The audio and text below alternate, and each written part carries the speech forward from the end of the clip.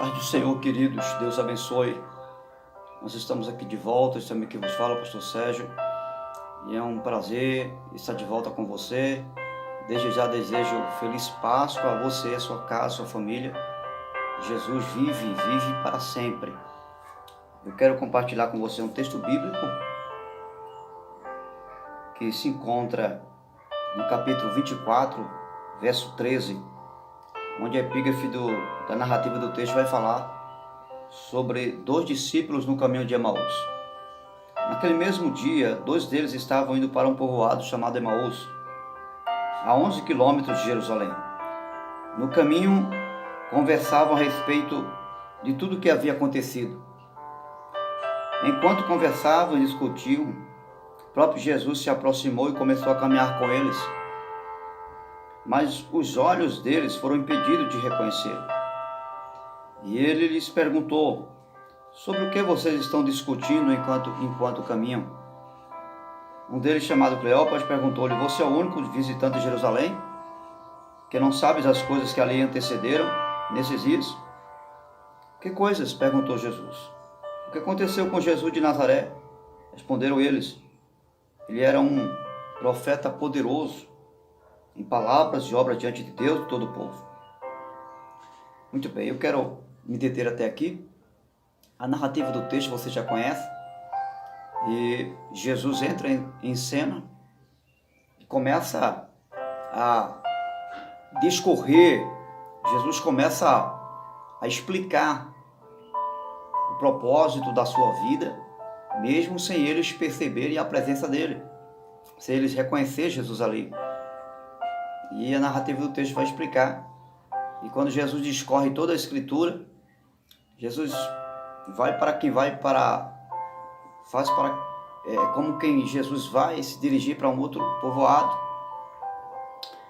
E eles convidam Jesus para entrar em sua casa, para ficar com ele, porque já é tarde. E ali Jesus entra, Jesus se senta, e ao orar, agradecer a Deus pelo pão, Jesus reparte e dá a eles. O texto vai dizer que Jesus naquele momento desaparece da vista deles. Naquele momento em que Jesus entrega um pedaço de pão a eles, seus olhos se abrem. E assim que seus olhos se abrem e reconhecem que é Jesus, Jesus desaparece. E o texto continua a dizer que depois daquilo, eles comentam entre si que seus corações ardiam quando eles ainda falavam com eles. Diz o texto que eles voltam para Jerusalém e caminham mais alguns quilômetros, mesmo à noite, tarde. Eles caminham e voltam para Jerusalém para contar a respeito de Jesus que havia aparecido para eles. Muito bem, esse é o cenário da narrativa do texto, que nós não lemos na sua totalidade. Para que você compreenda, o texto vai dizer que eles estavam no caminho de Emaús, 2 discípulos de Jesus. E suas mentes estavam possuídas não de outra coisa, mas de temor, de medo, de frustração. Não havia outro assunto senão a morte de Jesus. Não havia outro assunto senão até mesmo o murmúrio apenas de uma ressurreição. Mas eles não estavam ainda acreditando no que havia falado. As mulheres haviam falado que Jesus haveria de ressuscitar, que anjos apareceram a ela, seres celestiais tinham aparecido. Mesmo assim, eles estavam com os corações endurecidos, porque em suas mentes não tinha outra coisa senão frustrações, decepções de um passado muito recente, a sexta-feira da paixão, a sexta-feira dolorosa, a sexta-feira de sofrimento, porque Jesus havia morrido, havia sido crucificado, castigado, entregue nas mãos dos malfeitores, dos próprios religiosos da época, dos seus sacerdotes. E agora Jesus estava sepultado. E eles estavam indo. O texto vai dizer que eles discutiam entre si exatamente isso. E de contratempo, Jesus vai chegando. O texto vai dizer que Jesus chega, mas eles não percebem a presença de Jesus. Eles não percebem que é Jesus que está ali. E por que eles não percebem? Porque suas mentes estão presas a um passado.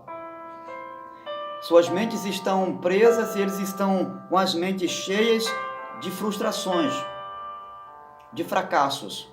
Porque em suas mentes, Jesus havia fracassado. Em seus corações não havia paz. Eles estavam tomando aquele tempo discutindo, e uma discussão que não ia levar eles a lugar nenhum. Por quê? Porque suas mentes estavam voltadas para a sexta-feira da paixão. Eles estavam confusos, eles estavam perplexos, estavam frustrados e sem expectativa de futuro nenhum. É como se tudo tivesse voltado a estaca zero e tudo o que tem acontecido foi apenas um conto de fadas. E quando Jesus se apresenta, naquele cenário de uma mente turbulenta, eles não reconhecem a presença de Jesus. Será que isso não tem acontecido comigo e com você? Quem sabe estamos presos a um passado, a um cenário de sofrimento, a um cenário onde só chega a informação de morte, onde só se aproxima de mim e de você, é um cenário de frustração. São mensagens que frustram, mensagens que têm nos desligado, que têm tirado da minha mente e da sua mente acerca de Jesus. E Jesus está perto de nós e nós não estamos reconhecendo. Jesus está falando conosco, Jesus está dentro da nossa casa e nós não estamos percebendo. Jesus se aproxima e o texto vai dizer que eles ainda assim não reconhecem Jesus. A ponto de Jesus perceber que eles estão com as suas mentes tão cauterizadas com um cenário de tristeza, com um cenário de frustração, estão tão frustrados, estão tão presos a um passado, tão presos a uma calamidade que aconteceu, que eles não reconhecem a presença de Jesus. E Jesus tem que entrar em cena para que então possa acordar eles, despertar eles. O que é que Jesus faz? Jesus começa agora a perguntar para eles: o que é que vocês estão no caminho discutindo? Porque eles discutiam.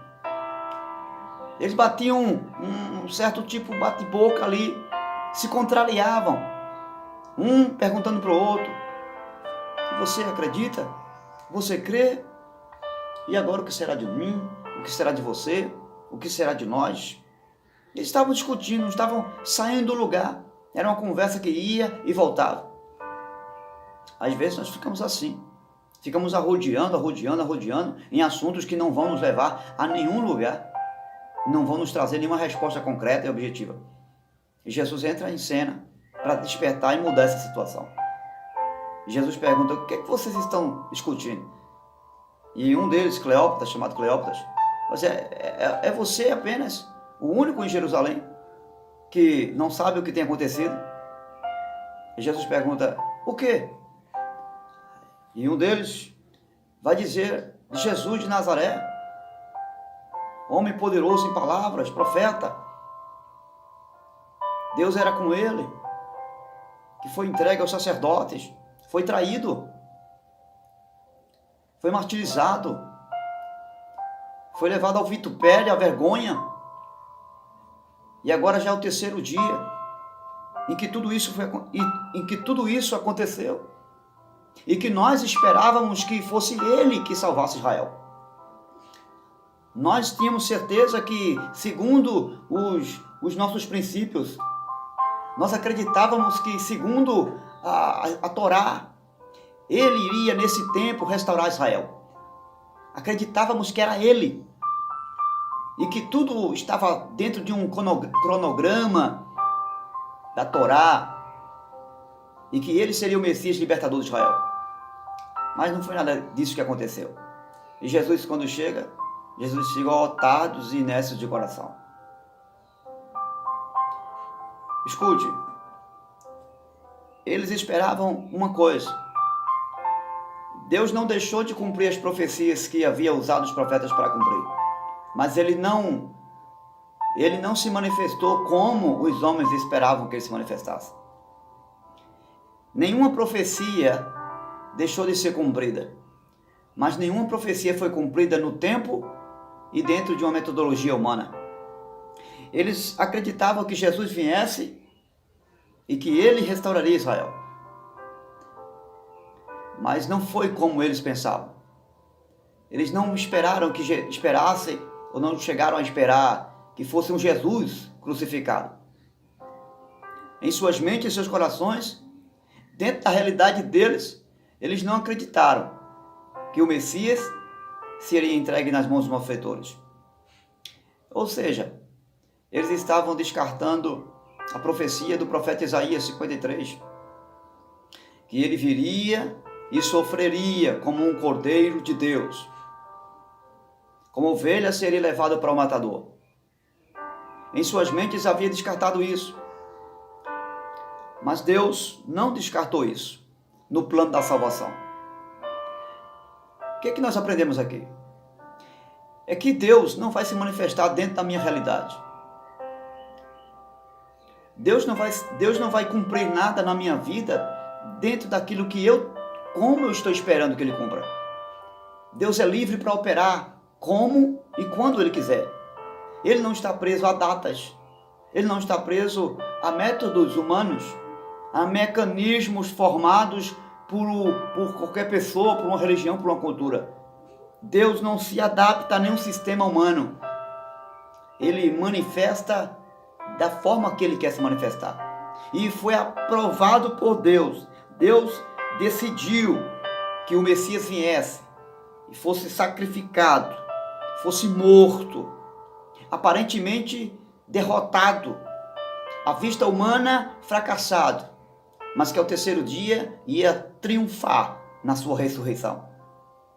Mas aqueles que estavam esperando uma outra manifestação do Messias. Não é essa a realidade do Messias.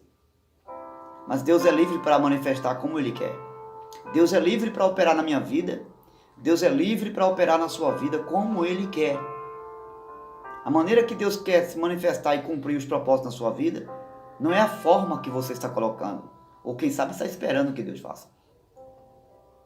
O texto vai continuar dizendo que quando Jesus explica tudo, Ele vai como se fosse para um outro lugar. Os discípulos constrangem Jesus. Fica conosco, já é tarde. Jesus aceita, entra com eles.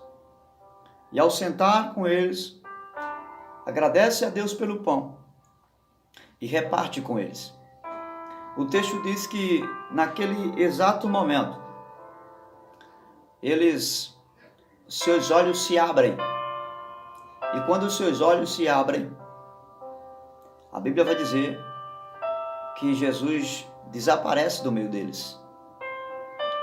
Jesus, Ele não está mais ali. Escute, a princípio o texto vai dizer que seus olhos estavam vedados, porque suas mentes estavam voltadas para um passado. Agora, com Jesus na mesa, eles não reconhecem Jesus, e Jesus agora precisa tomar um ato, manifestar um ato que já havia manifestado com eles antes. Só que a princípio eles não conhecem e não conseguem perceber Jesus. Porque o Jesus que eles haviam conhecido era o Jesus da cura, era o Jesus do milagre, era o Jesus da ressurreição, ou seja, o Jesus do poder, o Jesus da multiplicação dos pães. Mas eles não conheciam ainda o Jesus que se sentava com seus discípulos para ter uma comunhão, o Jesus da intimidade. Por isso que seus olhos estavam vedados. Eles precisavam conhecer o Jesus da comunhão, do relacionamento. O Jesus que quer se aproximar não para alimentar de pão e saciar de sede, mas para alimentar de um relacionamento profundo com Ele. E o texto sagrado vai encerrar esse cenário dizendo que seus olhos se abriram. Quando os seus olhos se abrem, o texto vai dizer que Jesus desaparece. Eles não veem mais Jesus. A lição que nós encerramos aqui, aprendendo a respeito da ressurreição de Jesus e do que os dois discípulos discutiam no caminho de Emaús, é que eles haviam aprendido a conviver, a viver com um Jesus visível. Eles tinham aprendido a acreditar no Jesus que apalpava, que tocava, que via presencialmente. Mas agora, Jesus está ensinando a eles a crer num Deus vivo, mas um Deus que não se vê com os olhos humanos. Eles agora estão aprendendo a viver com um Deus ressurreto, que morreu, mas ressuscitou, mas que não é mais visível, que não é mais palpável, que não mais se toca com as mãos, mas que se vê pelos olhos da fé, e que agora vão precisar, para manter a comunhão com esse Jesus, a crer pela fé, a segui-lo não pelo que ele está fazendo, mas a segui-lo pelo que ele é, o Jesus ressurreto, o Cordeiro de Deus, o Messias, o Imaculado de Deus, o escolhido de Deus para salvar a mim e salvar a você. Siga Jesus, o Jesus que você não vê, mas que está vivo e vivo para sempre. Mantenha essa sua crença, ainda que você não esteja vendo nenhuma manifestação de poder, ainda que você não esteja vendo curas, ainda que você não esteja vendo milagres e prodígios acontecer. Mas uma coisa é certa, e eu lhe garanto: se você manter crendo no Jesus ressurreto, que ressuscitou ao terceiro dia, você vai adquirir uma comunhão intensa e um relacionamento que você nunca teve com Ele. E todas as outras coisas serão acrescentadas a você. Mas o primeiro princípio estabelecido é que você acredite e passe a crer num Deus que está vivo, mas que não se vê, mas vive e vive para todo sempre.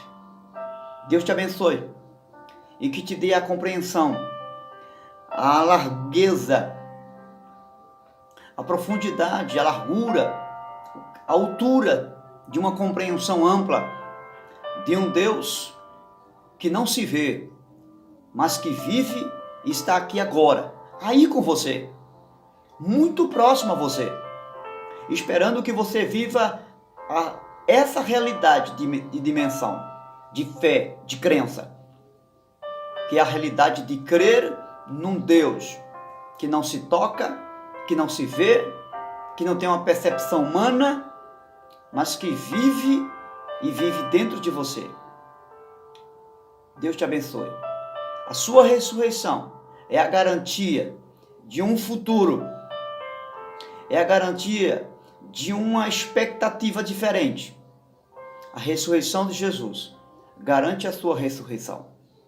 Acredite, creia que esse Jesus é poderoso também para no último dia ressuscitar a você e transportar a mim e a você para o lugar celestial, o lugar eterno com Deus. Um grande abraço, Deus te abençoe. Vamos continuar acreditando, crendo no Deus ressurreto, que vive e vive para sempre. Deus te abençoe em nome de Jesus.